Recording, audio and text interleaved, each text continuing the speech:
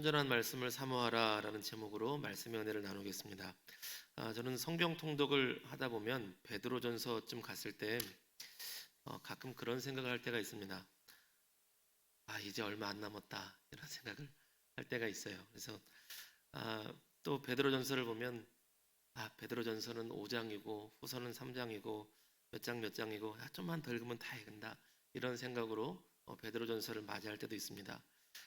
좋은 생각은 아니죠. 왜냐하면 앞에 있는 말씀들처럼 베드로전서도 너무나 귀하고 중요한 말씀인데 좀 뒤에 있다고 그리고 장수가 좀 작다고 그냥 빨리 읽고 넘어가고 싶은 그런 생각을 할 때가 있었습니다. 어, 우리가 베드로 사도에게 직접 설교 말씀을 듣고 또 성경 공부를 한다 그러면 얼마나 사실 좋을까요? 얼마나 영광스럽고요. 예수님과 함께 다녔던 그 제자, 그 수제자 베드로에게 직접 예수님 이야기를 듣는다면 얼마나 참 좋을까요? 저는 종종 베드로는 왜 이렇게 성경 말씀을 적게 기록했을까 하는 생각도 한 적이 있습니다. 어떤 분들은 바울 사도는 공부를 많이 했고 베드로는 공부를 조금 해가지고 조금 썼다 이렇게 말씀하시는 분도 있더라고요. 그럴 수도 있는데요.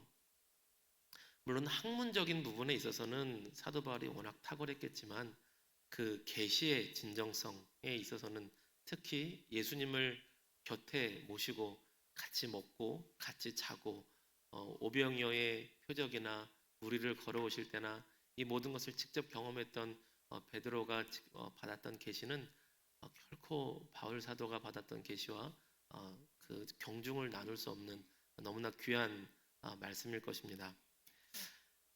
그런데 베드로 사도는 왜 이렇게 말씀을 적게 기록했을까? 추측이지만 아, 삶의 현장의 부르심이 달랐던 것 같아요. 어, 성령께서 역사하시고 복음을 전했는데 3천 명, 4천 명, 5천 명, 수천 명이 주님께 돌아와서 그 많은 사람들에게 계속 말씀을 전하고 말씀을 가르치고 목회하는 상황 속에서 아마 글을 쓸 수 있는 여유가 더 없었을 것 같습니다. 오늘 베드로전서 1장과 2장 사이를 왔다 갔다 할 건데요. 이제 말씀은 많이 화면으로 많이 안 나올 겁니다. 성경을 직접 한번 보실까요? 1장 1절 말씀 한번 보시겠습니다. 1장 1절 말씀. 성경을 펴두시면 좋겠습니다. 이렇게 멀리 가지 않아서 일부러 화면을 안 찾았습니다. 베드로전서 1장 1절 말씀 보실까요? 같이 읽습니다.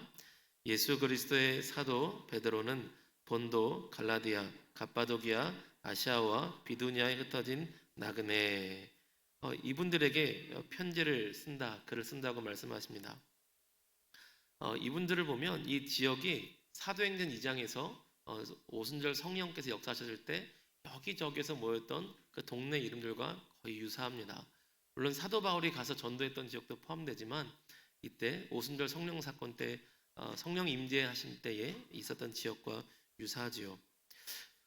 글을 쓸 여유가 별로 없었을 사도 베드로 전도하고 말씀을 전하고 목회하고 성경을 가르치는 일에 말씀을 전하는 것과 기도하는 일에 전무하면서 살았었던 그 베드로가 성경을 기록해야 될 만한 상황이 생겼습니다. 우리 6절 말씀 한번 보실까요? 1장 6절 말씀 같이 읽겠습니다. 그러므로 너희가 이제 여러 가지 시험으로 말미암아 잠깐 근심하게 되지 않을 수 없으나 오히려 크게 기뻐하는도다. 아멘. 여러 가지 시험 때문에 근심하는 일이 발생했습니다.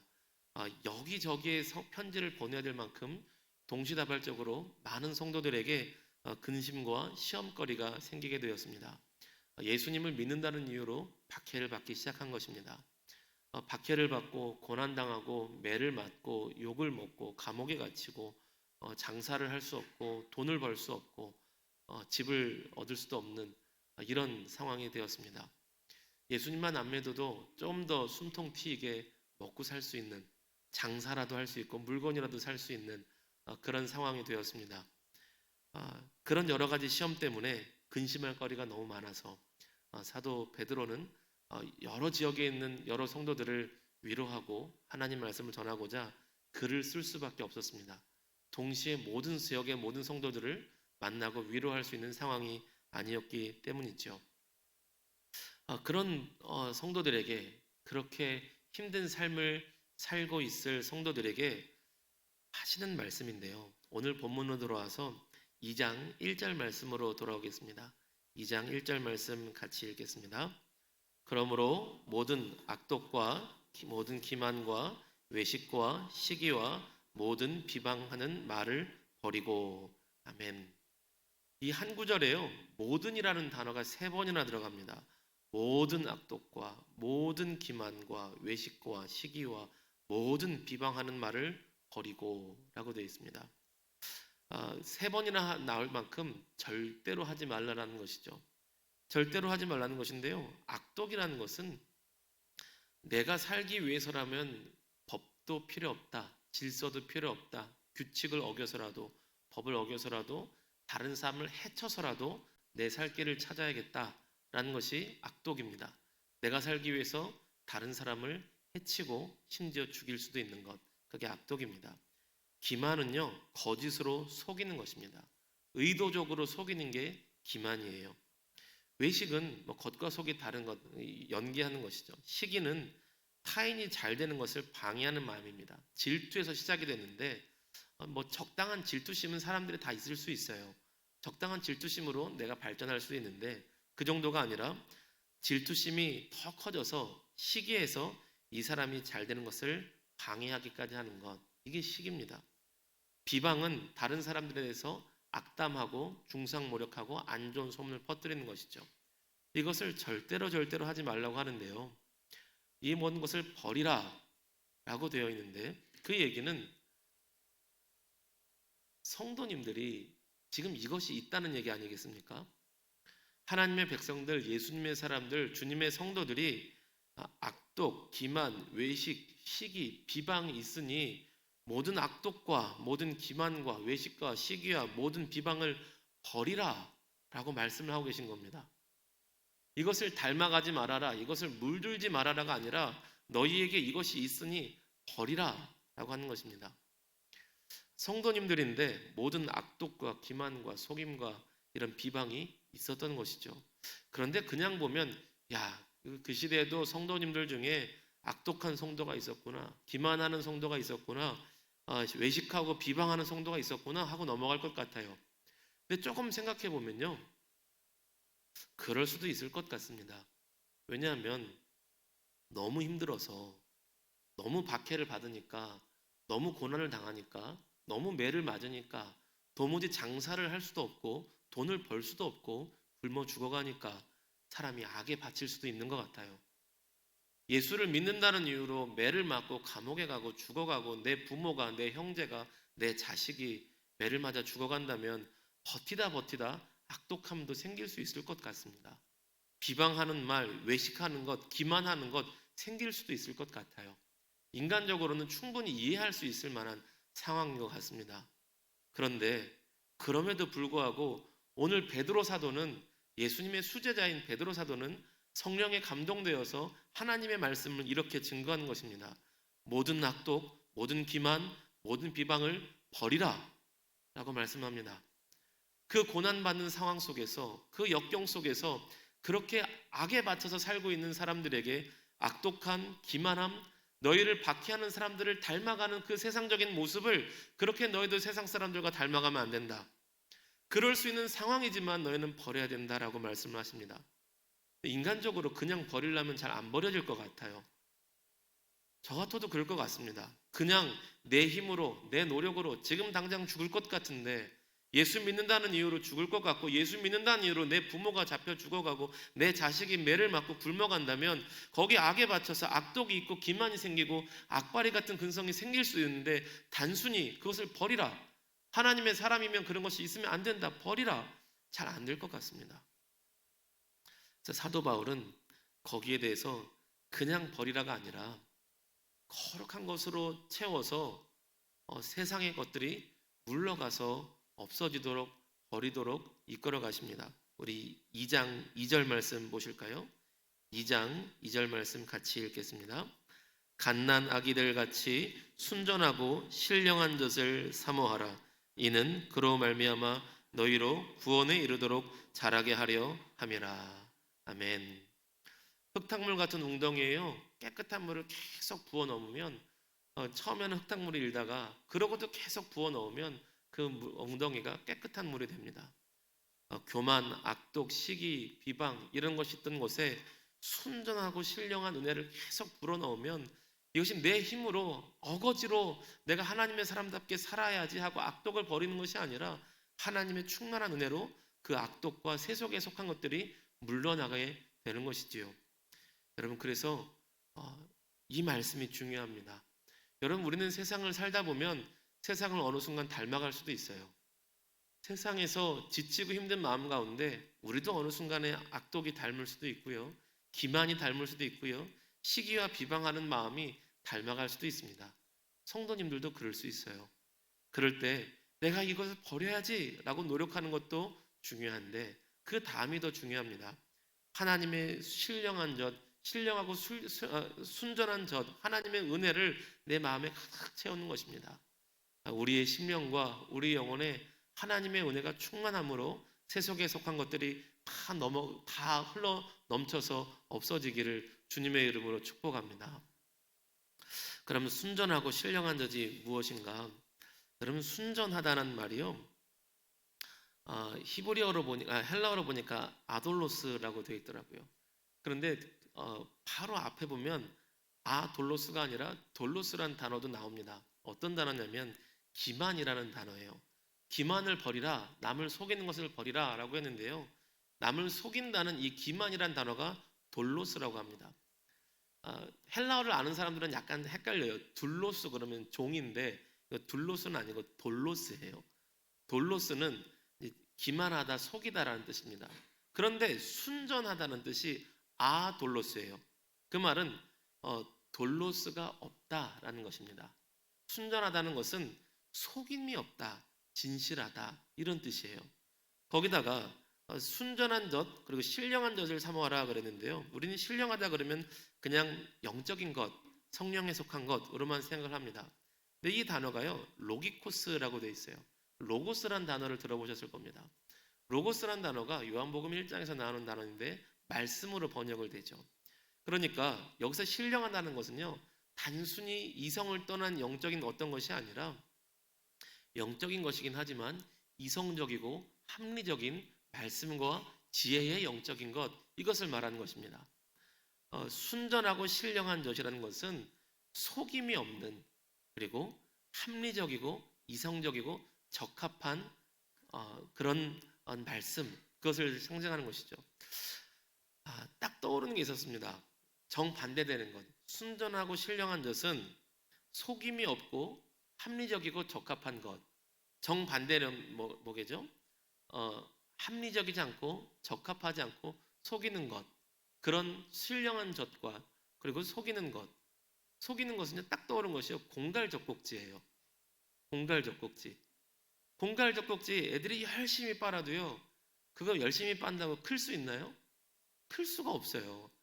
엄마 젖 빨듯이 그냥 쭉쭉 빨아봐도요, 그럼 크지 않습니다. 공갈젖꼭지에는 생명력이 없습니다. 가짜죠, 가짜. 진짜 합리적이고 합당하고 거짓이 없는 거. 공갈젖꼭지는 가짜잖아요. 세상에 진짜 합리적이고 거짓이 없고 우리를 자라게 하는 생명력 있는 순전한 젖과 같은 하나님의 말씀이 있지만 우리를 속이는 그런 것도 참 많이 있더라고요. 아주 극단적인 예로요. 여기서는 너무 우리는 아무것도 속지 않을 거지만 얼마 전에 뉴스를 보니까 저 양주에 사시는 어느 분이 자기가 신인이라고 하면서 한울궁을 지어서 자기가 사람이 된 하나님이라고 주장하는 분이 계세요. 축지법도 쓰시는 분이고요. 본인이 얘기하기를, 그래서 그 불노유라고 늙지 않는 우유를 그분이 만드셨어요. 그래서 자기 이름을 딱 붙여놓은 그 스티커를 붙이면 막 무병장수하고 물도 맑아지고 아토피도 없어지고 우유에다가 딱 그 자기 이름 써놓은 스티커를 붙여놓으면 그게 불노유, 늙지 않고 상하지 않는 우유가 되어서 무병장수한대요. 그런데 안타깝게도요, 그걸 드시는 어르신 한 분이 얼마 전에 돌아가셨어요. 이게 참 웃기는 얘기인데, 웃으려고 기사를 봤는데 슬프게도 그 우유를 먹고 돌아가신 분이 계세요. 멀지도 않아요. 양주예요. 허경영 씨라고. 공갈젖꼭지죠. 가짜입니다. 생명력이 없어요. 생명력이 없을 뿐만 아니라 잘못 먹으면 죽습니다. 신령하고 순전한 젖, 합리적이고 우리를 자라게 하는 생명력 있는 젖, 그 하나님의 말씀을 먹어야 우리가 사는 것이죠. 2장 1절 보니까요, 그러므로라고 되어 있습니다. 그러므로. 그러면 앞에 있는 말씀하고 이어진다는 것이죠. 우리 베드로전서 1장 마지막 부분 한번 보실까요? 23절에서 25절 말씀입니다. 23절에서 25절 말씀 같이 읽겠습니다. 너희가 거듭난 것은 썩어질 씨로 된 것이 아니요 썩지 아니할 씨로 된 것이니 살아있고 항상 있는 하나님의 말씀으로 되었느니라.